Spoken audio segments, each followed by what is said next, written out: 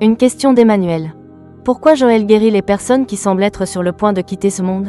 Alors que, dans le même temps, il dit que l'on doit accepter de quitter ce monde un jour. De même, lorsqu'il dit que le temps est une illusion, mais au final, il semble aussi accepter cette notion de temps sur Terre.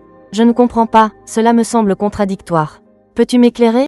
Alors, c'est une bonne question qui, bon, voilà, qui amène un approfondissement sur la notion de mort et de temps. Donc, le temps est une forme d'illusion qui fait son effet.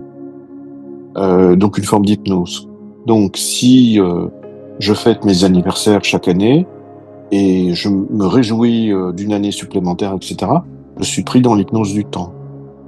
Si je veux rester jeune, je suis donc pris dans l'hypnose du temps aussi, puisque, en fait, je sous-entends que je vais être vieux et décrépit. Donc, telle n'est pas telle n'est pas la volonté de cette conscience.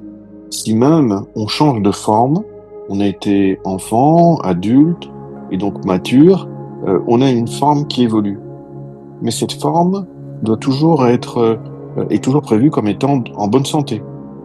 Alors peut-être qu'une forme jeune permettait de vivre des expériences très physiques, je sais pas moi, faire du parachutisme et des choses comme ça. Et puis quand on est plus avancé, ben ça a moins d'intérêt et on a envie de vivre d'autres expériences. Mais il est prévu qu'on soit toujours en bonne santé.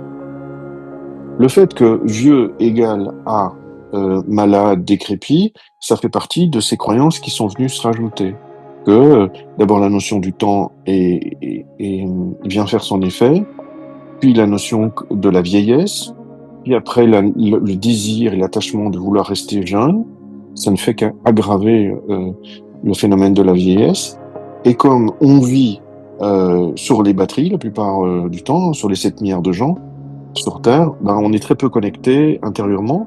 Donc du coup, la grande majorité vit sur les batteries qui assèchent tout.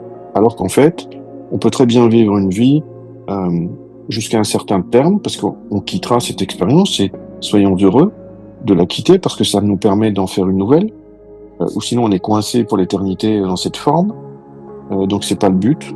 Donc il y a un moment donné où on quittera. Mais là où il faut faire peut-être un peu attention, c'est que on, on, on est quand même là avec un certain temps donné, un temps. Alors, est-ce que c'est un temps ou est-ce que c'est un certain nombre de choses à vivre, un certain nombre d'expériences, un certain nombre de cadeaux? Je sais pas. Hein. Mais il y a quelque chose de l'ordre, un temps donné. Si on part trop vite, eh bien, on s'est empêché de vivre ce cadeau. Parce que la vie sur Terre est considérée comme un cadeau. Un cadeau parce que c'est un accélérateur d'élévation de conscience. Quand on est de l'autre côté, on n'est pas dans une conscience très élevée nécessairement. Et on s'incarne, en fait, pour élever notre conscience et élever notre conscience à chaque vie qu'on vient vivre. Donc, il faut, entre guillemets, profiter de l'entièreté du cadeau et donc ne pas partir trop tôt. Et donc, c'est en ça qu'il faut prendre soin de je veux dire, de sa conscience pour qu'elle ne projette pas des maladies dans son corps, etc., etc. Et que donc, et si même on est confronté à quelque chose qui nous submerge, eh bien, c'est quand même essayer de se raccrocher.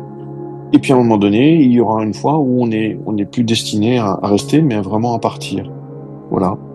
Donc il y a cette double réponse à cette question.